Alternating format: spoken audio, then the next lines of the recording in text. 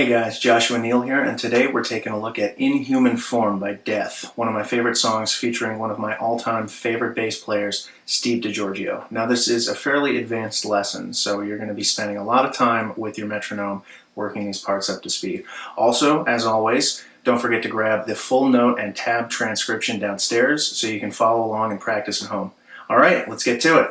Now Death tunes in what's called D standard, and that means all we're going to do is tune each of our strings down a whole step. So instead of the traditional E, A, D, G on a 4-string, we're going to take the E string down to a D, the A string comes down to a G, the D will come down to a C, and the G will come down to an F.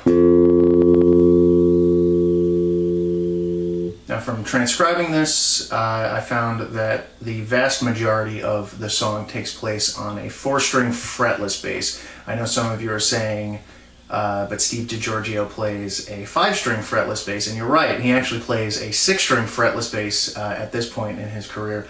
But from what I can hear, the majority of the song is on a 4-string fretless bass. There's one part where it distinctly makes use of the 5th string, and I will point it out when we get to that. You can make the decision on your own if you want to play the part there or if you want to play it as written. Either way, it's going to work. The crux of Steve DiGiorgio's sound is the fact that he does play a fretless bass, so that would be the best way to get his sound on this particular recording. But if you're playing it on a fretted bass, absolutely not a problem. Just make sure you take your strings down to D standard, D, G, C, and F. If you are using a 5-string bass of any kind and you want to keep the tuning in fourths like we usually do, you would tune the B string down to an A, and this would allow you to do that one part that is on the 5-string.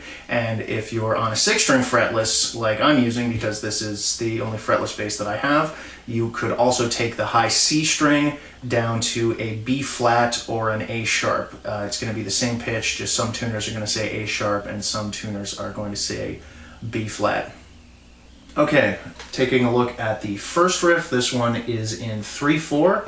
And the quarter note is going to be at about 189 beats per minute. And that riff looks like this.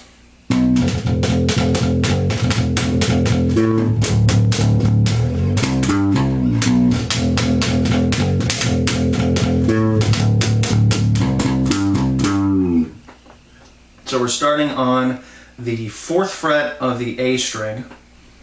We're going to hit one of those for an 8th note for half a beat, and then we've got 2 16th notes and 4 8th notes following that on the 2nd fret of the E string. I'm going to keep referring to these strings as if they were in standard tuning just to keep things nice and simple.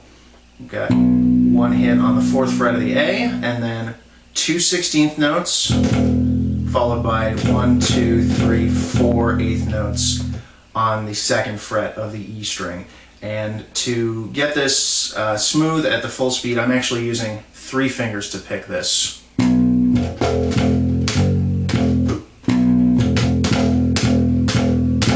So I'm going 1 and 2 and 3 and. If you can move your 2 fingers fast enough to play this riff, you can go for it. You don't have to play this with 3 fingers. I just found that that was the easiest way to get this sound. The next measure, we're going to go to the 4th fret of the E string and then return to the 2nd fret of the E string. Exact same rhythm that we had in the first measure. 1 and 2 and 3 and. Now the next measure is going to be the same rhythm, but we're going to jump all the way up to the 4th fret on the G, and then come down to the open E string for the same rhythm, and 2 and 3 and. If this leap is a little bit too difficult for you, you could grab this exact same note just down an octave on the 2nd fret of the A string and it'll work just fine. So far we've got, with our 3 measures, 1 and 2 and 3 and 1 and 2 and 3 and 1 and a 2 and 3 and, or 1 and a 2 and 3 and, if you don't want to make that leap. And then the next measure, we start on the first fret of the E. We're going to slide up to about the 5th fret of the E string and then switch to the 5th fret of the A string. Right there, we'll grab the 7th fret on the D and back to the 5th fret of the A, and that rhythm is 1 and 2 and 3. Next section, the first 3 measures are going to be the same. 1 and a 2 and 3 and 1 and a 2 and 3 and 1 and a 2 and 3 and that's all the same. The 4th measure, or the 8th measure in the riff, the 4th measure of the second half, is going to start right on the 5th fret. We're going to skip that slide up. We'll start on the 5th fret of the A, and we'll go 1 and 7th fret on beat 2 on the D string, back to 5th fret on the and of 2, and then back to the 7th fret on 3, and we're going to slide down. Just as a little effect. And the rhythm there, same as it was in the slide, 1 and 2 and 3, or 1 and 2 and 3. So that entire riff, number 1, from start to finish, is 1 and a 2 and 3 and 1 and a 2 and 3 and 1 and a 2 and 3 and 1 and 2 and 3, 1 and a 2 and 3 and 1 and a 2 and 3 and 1 and a 2 and 3 and 1 and 2 and 3. And that's going to repeat a few times, and then we will get into the main riff, which is number 2. We come down a little bit in tempo, down to about 182, and that first part of the riff is going to look like this.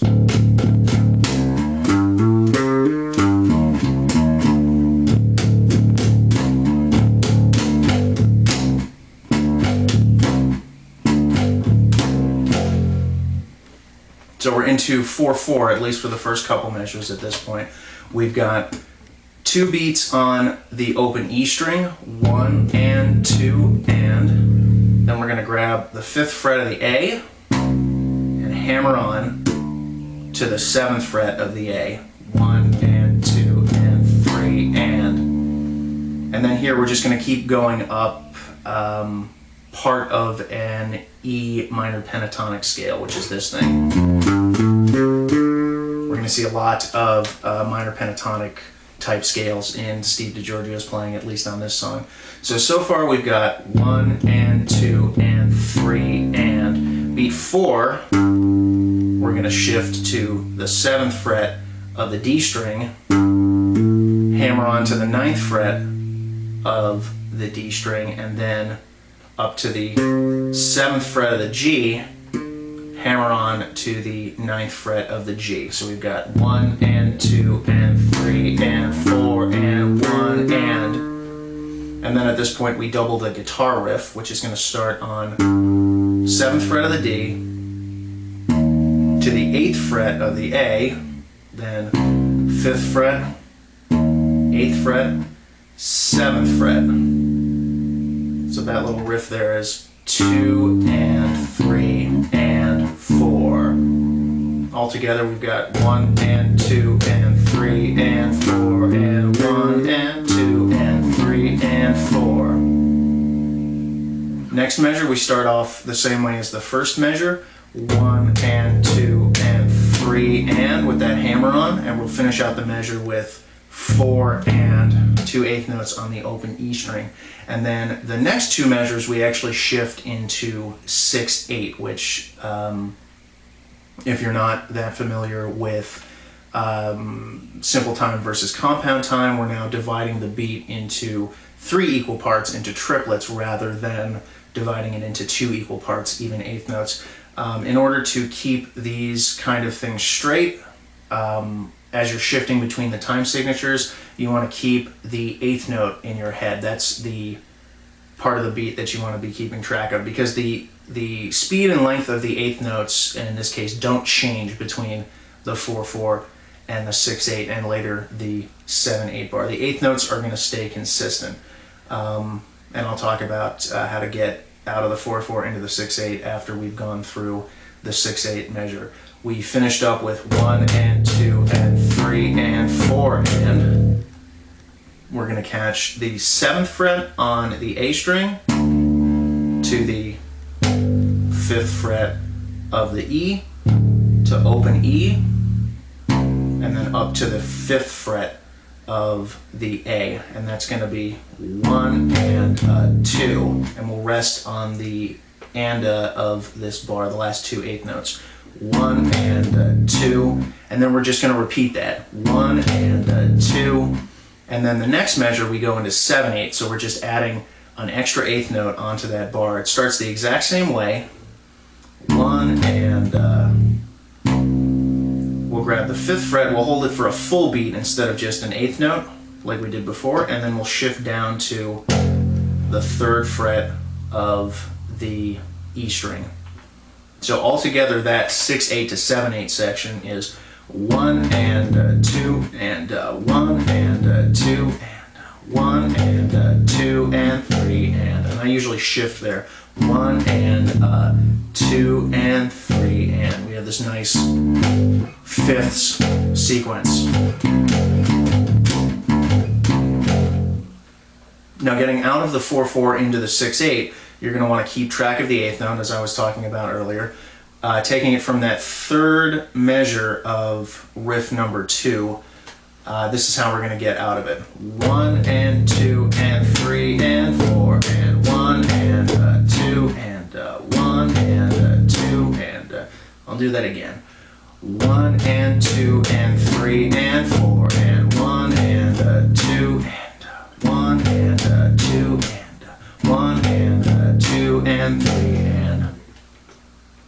and that is going to happen twice. Both times that this riff comes in, that whole section is going to happen twice, and then we'll move on to riff number 2A as it's marked. This is just a little variation on this particular riff. It's played over the same guitar part, but Steve does a little bit of a melodic run that we're going to look at.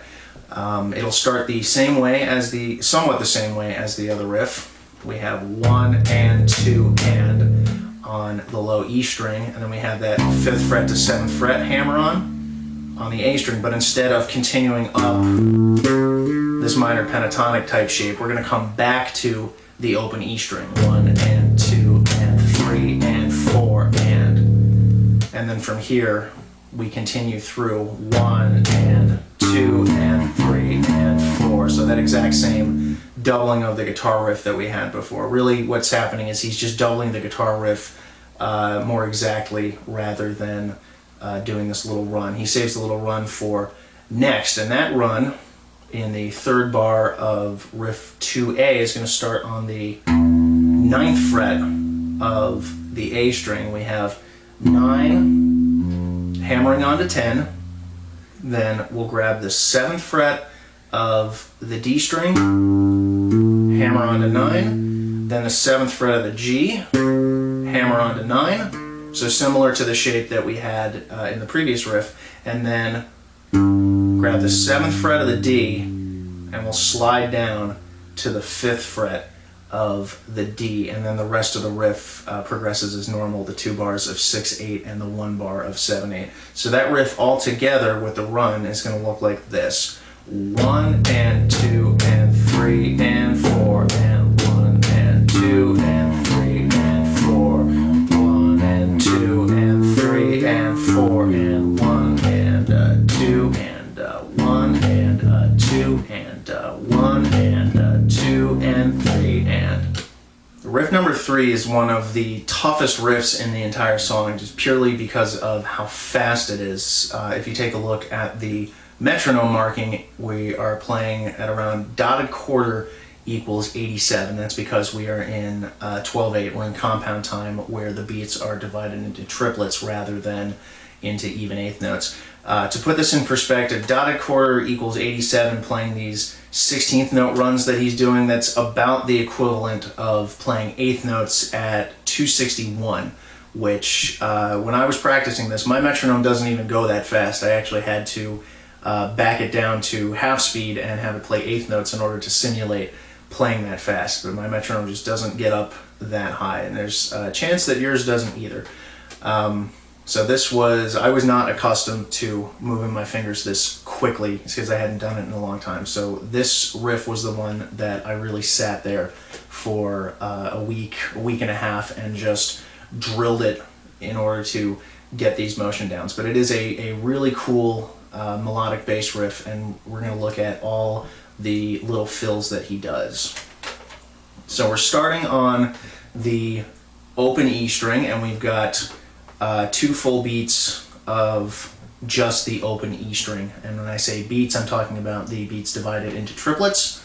So just for the sake of simplicity, I'm going to count each beat as a grouping of 3 in order to keep it straight. So we've got 1 beat of 16th notes on the low E string, 1 and 2 and 3 and, then another beat, 1 and 2 and 3 and, then we're up to the 3rd fret on the E string, and we're going to do the same thing there. 1 and 2 and 3 and 1 and 2 and 3 and then from here we've got some power chord type shapes that we're doing, which is this guy, or with the pinky, whatever works for you. We start on the 7th fret, and we have 2 hits on the 7th fret, up to the 9th fret on the A, and then the 9th fret on the D, back down to the 9th fret of the A, and then we end on the 7th fret of the E. So that grouping right there is 1 and 2 and 3 and. Then we're going to take that exact same riff, that exact same shape, and we're just going to slide it down a half step. So we'll go 6, 6, 8, 8, 6, 6. Be 1 and 2 and 3 and 1 and 2 and 3 and then from here we catch the 6th fret of the A string. We're going to hammer on to the 8th fret, and then up to the 6th fret of the D, and this one actually lasts for an 8th note, so you get a little bit of a break in the middle of this riff. 1 and 2 and 3, and then we're actually going to come down what's called a blues scale, and a blues scale is just a minor pentatonic scale that contains an added sharp 4 or flat 5 depending on how you're thinking of it. So if I was doing, say, an E minor pentatonic scale, it would follow our normal box of 1, 4, 1, 3, 1, 3. That kind of shape that I'm sure a lot of you have seen before in your playing. The blues scale is just going to add a passing tone, in this case on the D string, under the middle finger.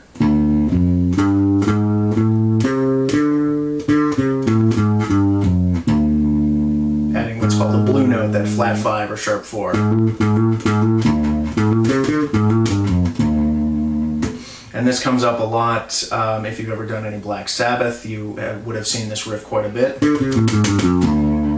Geezer Butler loves doing that, and there's a chance that Steve DiGiorgio snaked this kind of riff from him, but it is all over this song. We're starting on the 8th fret of the A string. We just did 1 and 2 and 3, and then we're going to come down a blues scale starting on F. 8th fret, 6th fret, 8th fret on the E, 7, 6, and 4. 1 and 2 and 3 and then we're back to the open E string, again doing 2 full beats of the open E, 1 and 2 and 3 and 1 and 2 and 3 and up to the 3rd fret of the E, again 2 beats, 1 and 2 and 3 and 1 and 2 and 3 and then we've got this very high, very quick, but very awesome riff that he does. Instead of these power chord shapes, he goes up to the top of that particular chord, and we hammer on by half step into the 9th fret of the D string. So we start on the 8, and we hammer on into the 9, and then finish out that beat, 2 and 3 and. So that would look like 1 and 2 and 3 and. Then we're going to slide that down a half step, kind of like we did before. 1 and 2 and 3 and. That's 7 into 8. And then we have this really cool blues scale run again, yet another blues scale. It's just up the octave, and it actually contains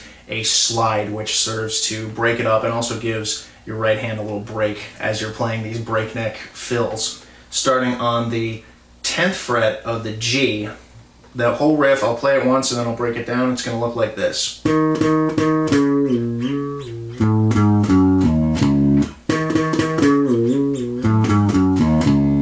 So we're starting on the 10th fret and we go 1 and 2, then we catch the 8th fret and we slide back to the 5th fret, and continuing the slide back up to the 8th fret and back down to the 5th fret. So we've got 1 and 2 and 3 and 1.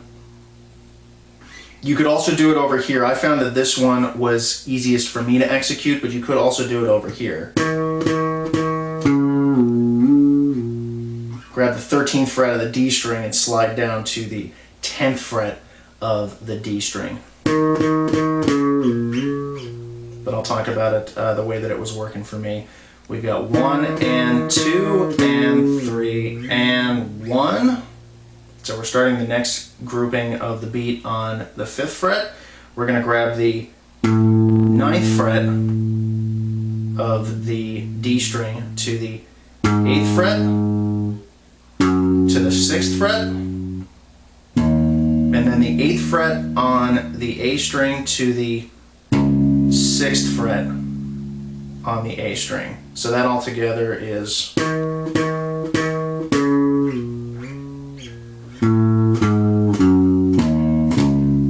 Or if you were to play it with the slide on the D string, it would look like this.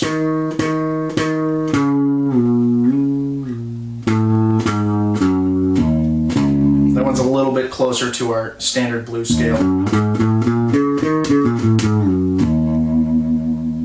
Now the next part of this riff, riff number 3A, I'm calling it. This comes directly after riff 3, and it just features some slightly different fills, so I've written it out as a separate riff. We've still got the 2 beats on the open E string, and then the 2 triplet beats on the 3rd fret. Then we're back to this power chord shape that we did the first time.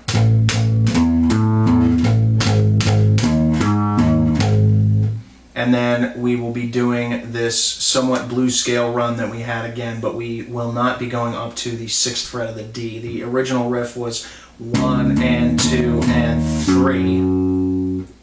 And this one's just 1 and 2 and 3 and hammering on to the 8th fret of the A string and staying there, 1 and 2 and 3. And then we have that exact same blues scale run starting on the 8th fret. Back down, 8, 6, 8, 7, 6, 4, 1 and 2 and 3 and, sorry, 1 and 2 and 3 and. Then we've got another 2 beats on the open E, another 2 on the 3rd fret. Then we're out of compound time, we're out of 12/8, we're into 4/4 again, and we've got some double stops, some little inverted power chords. The 4th fret on the D and the G string, right on beat 1. Then we're just down to the 3rd fret on the D and the G, and then we'll grab the 1st fret of the E string. And then there's a big slide in here. It's one of those indistinct effect style slides that we're not really going up to a particular note. It's just to kind of signal the end of the riff. He's going up to about the 13th fret, but he's holding the 1st fret for 2 beats, and then on the Third beat, he starts sliding up to about the 13th fret, which he gets to around beat 4, and then comes back down so that we can move on to the next riff. So that last 2 bars of riff 3A is 1, 2, 3, 4. 1, 2, 3, 4. And that brings us into riff 4, another one that you may really have to sit down and work on in order to get up to speed, because we're actually doubling the guitar riff more or less exactly, and that requires us to play 16th notes at 182, which is pretty difficult. But I'll show you the way that I broke it down and the way that it worked for me, and you can choose to use that or find your own way. It's entirely up to you. That riff slowly looks like this.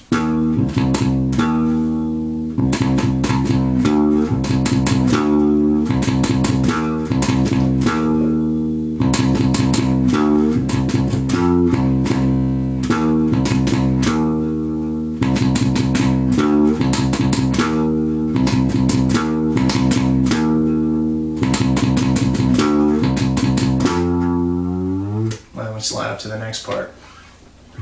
So we're starting on the 3rd fret of the D on beat 1, and we've got 2 16th notes on the ANDA of beat 1, and then 5th fret on beat 2 back up to 3rd fret on the AND of 2. We hold that through beat 3, and then we have 4 16th notes on beat 4, 4 E and that continues into the next riff, 1 E and, going to the 2nd fret of the D rather than the 3rd fret, 4 16th notes on beat 2, 2 E and 3 on the 2nd fret, and then 4 16th notes again on beat 4, 5th fret of the A string, 4 E and so all together there what we've got is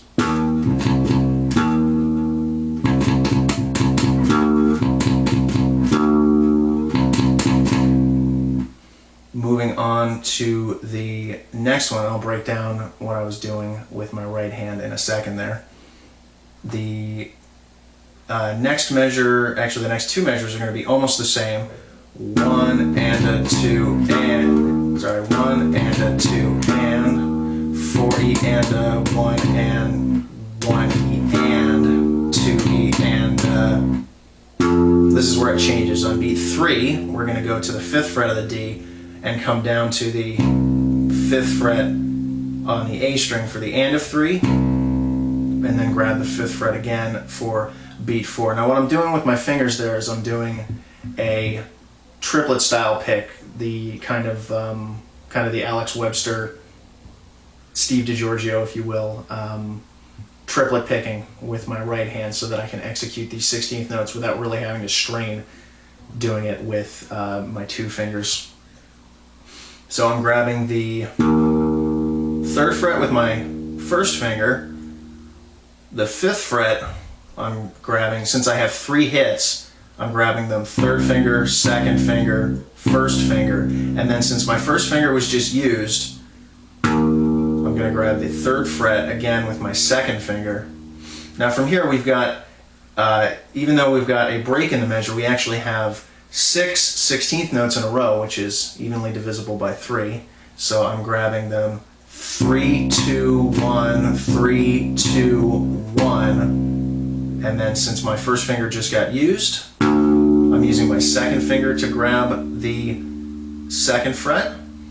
Now I've got 4 16th notes here on beat 2, so I'm doing that 3, 2, 1, 2, 1st finger on the 2nd fret this time, and then the same thing, 3, 2, 1, 2 on that last beat of the 2nd measure. Back up to the 3rd fret with my 1st finger. So the way I'm keeping track of it in my mind is I'm grabbing the notes on the D string. The first one I'm grabbing with my 1st finger, and the next one is with my 2nd finger, and then it reverses. On that 2nd fret, I'm grabbing the 1st one with my 2nd finger, and the second one with my first finger, and then the pattern turns around.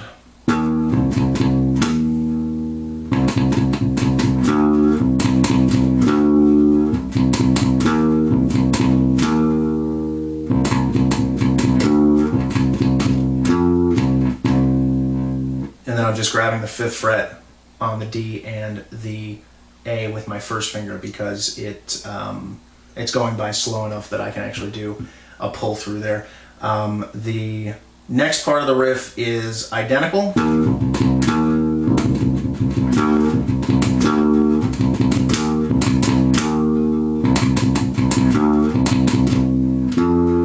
And again, right on the end, this is where it changes. Instead of going 3 and 4, we're going to grab the 5th fret of the D string, and we're going to slide up and end up on the 8th fret of the D. We're taking this exact same riff and we're just moving it up a 4th. So instead of going 3 to 5, we're going 8 to 10, but the riff itself is the same.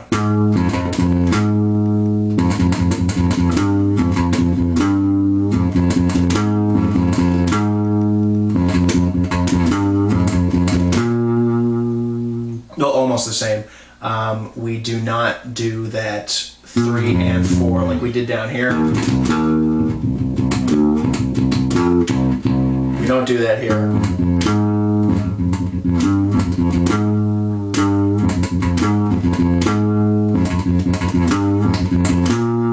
We just hold that 10th fret for 2 beats and then back into the riff.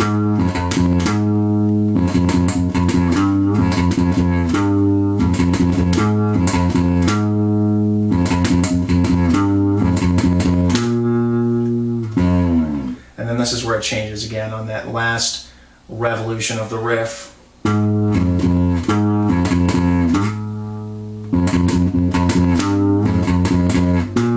catching the 10th fret on beat 3 and then the 10th fret of the A string on beat 4, and we're sliding that down. And that gets us into Riff 5, which was the entire reason that I decided to learn the song, because I really liked this particular melodic riff.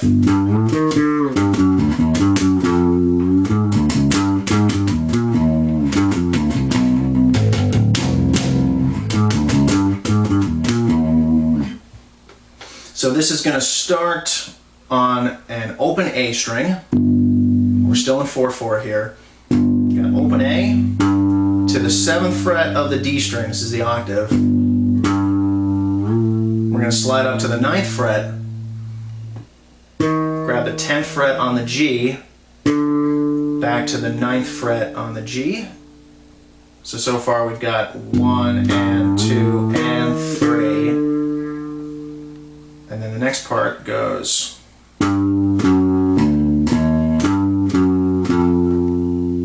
So that's 7th fret, 6th fret on the D, 7 on the A, 8, 7 on the D, 6, and 5. So that first half so far is 1 and 2 and 3, 4 and 1 and 2 and 3. We've got this little Spanish Phrygian mode that we see a lot in our heavy metal. So that's the first part of Riff 5. The third measure of each of these little sections goes into 6/4. So since the beat unit, the bottom number of our time signature, hasn't changed, that means that our quarter note is still consistent, our 8th note is still consistent, so we don't have to worry about any kind of time changes. That 6/4 measure, and this one is going to be the same every single time except for one, which I will show you when we get there. Starting on the 8th fret of the D to the 7th fret of the A, 6th fret, up to 7, and then 8th fret, 7th fret, 8 on the A, 10 on the D, back to 8th fret on the A, and that goes 1 and 2 and 3 and and 4 and 5 and 1 and 2 and 3 and 4 and 5 and. Next part of the riff, we're back into 4/4 and we're going down this Spanish Phrygian mode.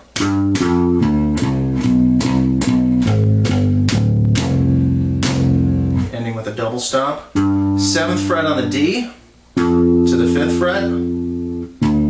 7 on the A, 5th fret, back to 4, 5, 4, 6 on the E, 5, and then open E, and then we're going to grab a 3rd fret, basically power chord shape. 3rd fret on the E, 5th fret on the A, and that's on 2, 3, 4. So that whole section looks like 1 and 2 and 3 and 4 and 1 and 2, 3, 4. And then the 6/4 bar is the same. And this whole section will repeat again on the very last time that we get to that 6/4 bar before we go into the next riff. This is the only point that I heard him go down to, or distinctly go down to the 5th string, and all he's doing is displacing part of that 6/4 bar by an octave. So instead of starting on the 8th fret of the D, he's starting on the 6th fret of the E and going down to the 5th fret, 4th fret on the B string, and then from there he's right back up to the 7th fret of the D, and then the rest of the riff continues as normal. So that last 6/4 bar, if you want to hop down to the 5th string, is going to look like this.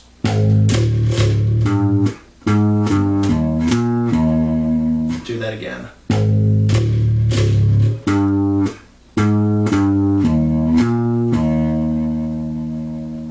All right, number 6. This is the solo riff. We are in 9/8 and we're still at dotted quarter equals 87. So it's the same basic feel as the riff number 3s, the really fast ones. This is again about the same thing, but you get these little breaks in the middle, so it's not quite as difficult on your right hand. We're going to start on the 4th fret of the E string, play that for a triplet beat. Then the 3rd fret of the E string, another triplet beat. Then we're going to grab the 2nd fret on the A and the D, do this power chord inversion here. And we'll hold that for a full beat. Then 2nd fret on the A string for a beat, 1st fret for a beat, and then 3rd fret on the D and the A string, that power chord shape again. So that whole riff together, and this just repeats, I believe 8 times. It's going to look like this. 1 and 2 and 3 and 1 and 2 and 3 and 1 and 2 and 3 and 1 and 2 and 3 and 1 and 2 and 3 and 1 and 2 and 3 and.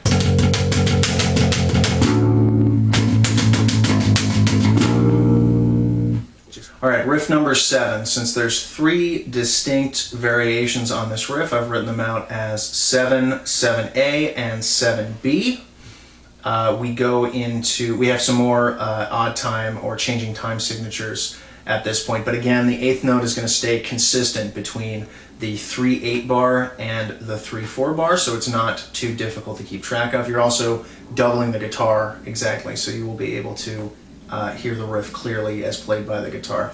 We start on the 4th fret of the E string, and we hit that for all 3 8th notes in the 3/8 bar. 1 and or 1, 2, 3. Then we're going to rest for 2.5 bars really, and then we've got this slide to get us into the rest of the riff. And he's starting on the 2nd fret of the D and the A, and he's sliding up to about the 6th fret of the D and A. Again, it's another one of those effect slides, mostly there for the sound of it, not necessarily going from one note to a particular note. And that looks like this. And then you're right into the next part of the riff. So we've got 1, 2, 3, 1 and 2 and 3 and 1 and 2 and 3 and 1 and 2 and 3 and a little slower than that. 7A, which is the main part of the riff where you're doubling the guitar, starts on the 4th fret of the E again. And then we've got this little sequence of this major third type shape, starting on the 6th fret of the A string to 5 to 6, and then up to the 8th fret, 7 to 8th on the E, and then back to 7, 6, 7 on the E. So that whole riff looks like 1 and 1 and 2 and 3 and 1 and 2 and 3 and 1 and 2 and 3 and 1 and 1 and 2 and 3 and 1 and 2 and 3 and 1 and 2 and 3 and then riff 7B. This is just to get us out of that riff back into our main riff number 2. It's going to be the exact same riff except it ends with a slide.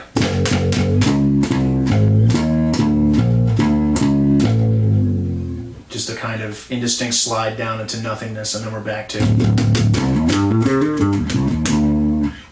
Alright, home stretch. This is riff number 8. It's also notated as riff 3B because it is the same very quick solo section. It just contains a couple fill variations, so I've written it out as a distinct riff. We're back in 12/8. We are at dotted quarter equals 87 again, or 8th note equals 261. Sorry, quarter note equals 261, playing 8th notes at about 261. We've got the 2 beats of open E string, 2 beats on the 3rd fret, then we've got our power chord shapes, then we've got our blues scale type riff, 1 and 2 and 3 and 1 and 2 and 3 and back to 2 beats on the open E, 1 and 2 and 3 and 1 and 2 and 3 and 2 beats on the 3rd fret, 1 and 2 and 3 and 1 and 2 and 3 and then we're up to the 7th fret and the 6th fret, still on the E string, but we do not do the power chord shape. We just play straight even 16th notes on it. 1 and 2 and 3 and 1 and 2 and 3 and on the 6th fret, and then we've got another blues scale type run up here, this time a little modified without the slide, starting on the 10th fret of the G. 1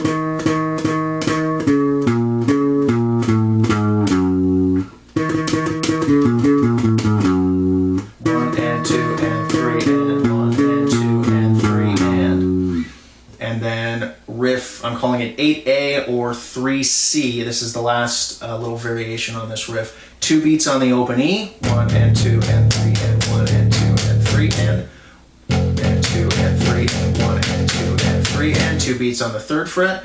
Then we use this hammer on into the 9th fret of the D that we saw earlier. 1 and 2 and 3 and 1 and 2 and 3 and then hammer on into the 8th fret just like we had before.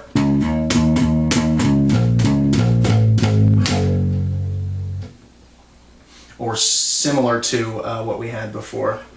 Starting on the 6th fret, coming down to the 6th fret again. So essentially almost what we're doing is taking this riff and moving it down an octave.